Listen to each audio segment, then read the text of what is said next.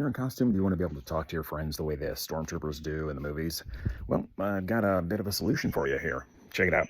So I can talk through here, and this is what the person hears on the other side. And then, of course, they can talk back to me.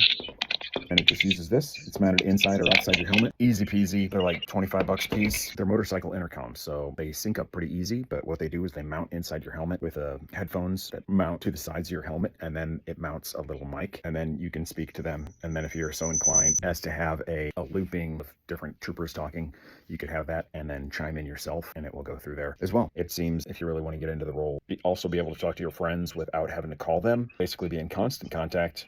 This is a way to do it. What's cool about these motorcycle intercoms is that they're universal. They can communicate with most any other intercom. They do it for 300 meters line of sight. So if you're in the same building, like a convention, you shouldn't have any issue walking around separately and being able to talk back and forth to one another.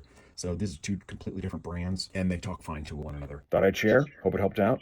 If it did, feel free to comment, give a like, feel free to subscribe. Take care. I'm out.